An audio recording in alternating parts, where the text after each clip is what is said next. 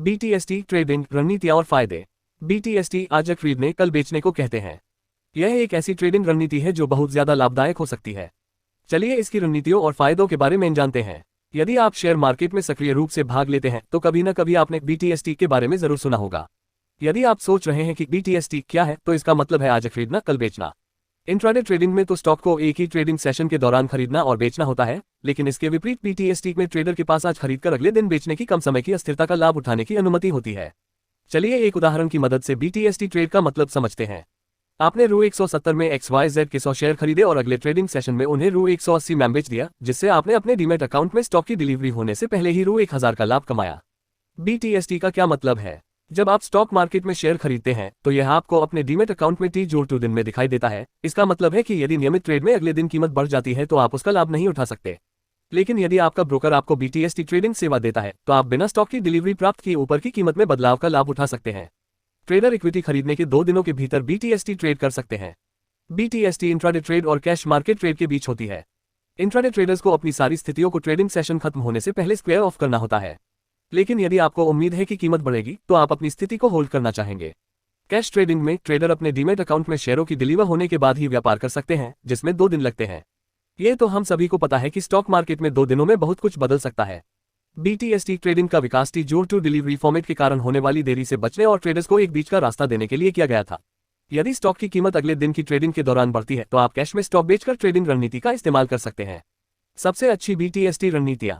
BTST trade के लिए stock का चयन करने और कीमत के बदलाव का अनुमान लगाने के लिए विस्तृत मार्केट न्यूज को समझने के साथ साथ लोगों को पैसे कमाने के लिए तकनीकी ट्रेडिंग का ज्ञान भी होना चाहिए। बीटीएसटी स्टॉक का चयन करना। सबसे अच्छे बीटीएसटी स्टॉक वही हैं जो तेजी से ऊपर की दिशा में बढ़ते हैं। उदाहरण के लिए अगर XYZ के स्टॉक दोपहर के 3 बजे रू 110 पर ट्रेड कर रहे हैं और दोपहर के 3:15 बजे रू 115 तक बढ़ गए हैं, तो ये कीमत के बढ़ने की संभावना का संकेत देता है। इस तरह के मामले में जब कीमत उच्च स्तर पर पहुंच जाती है तो लोग अगले दिन के ट्रेडिंग सेशन के लिए बीटीएसटी ट्रेडिंग रणनीति पर विचार कर सकते हैं। सामान्य बीटीएसटी ट्रेडिंग रणनीतियां। कैंडलस्टिक चार्ट में कीमत का ब्रेकआउट।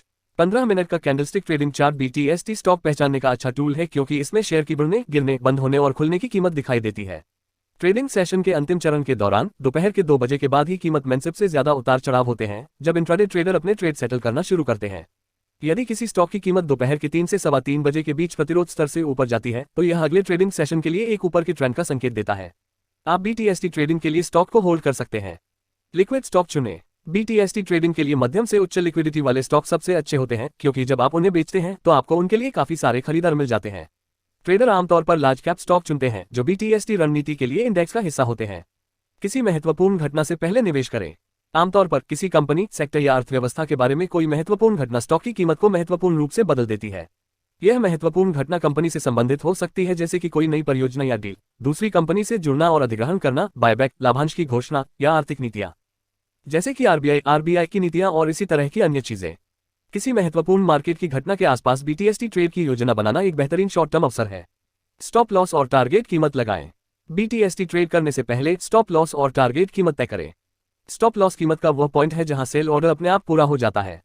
यदि आपकी भविष्यवाणी गलत हो जाती है तो यह ट्रेड के कारण होने वाले नुकसान को कैप करने में आपकी मदद करता है।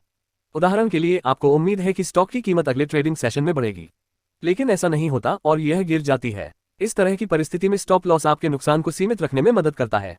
यह एक ऐसे कीमत के पॉइंट को दर्शाता है जहां तक पहुंचने के बाद आपका नुकसान नहीं होता। इसी प्रकार जब स्टॉक टारगेट कीमत तक पहुंच जाता है तो ट्रेडर्स को इसका लाभ उठाना चाहिए। क्योंकि मार्केट का कुछ पता नहीं होता, इसलिए ट्रेंड उल्टा हो सकता है और ट्रेडर अपने सारे लाभ खो देते हैं। बीटीएसटी ट्रेडिंग के क्या लाभ हैं? जब आपको उम्मीद होती है कि स्टॉक की कीमत बढ़ेगी तो बीटीएसटी आपको अपने लाभ को बढ़ाने की अनुमति देता है।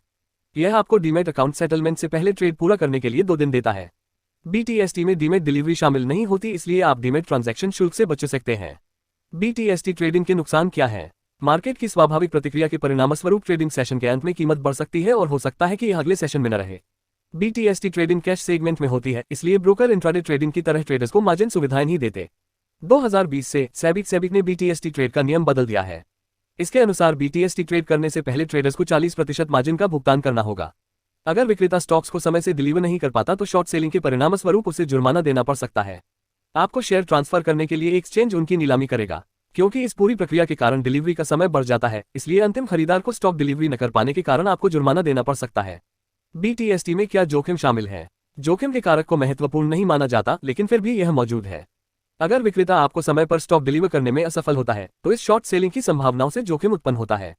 क्योंकि डिलीवरी फेलियर का दर कीमत की चाल द्वारा निश्चित और निर्धारित नहीं है, इसलिए आपको नीलामी के दौरान स्टॉक एक्सचेंज की विक्रय कीमत और खरीद कीमत के बीच के अंतर को खत्म करना होगा।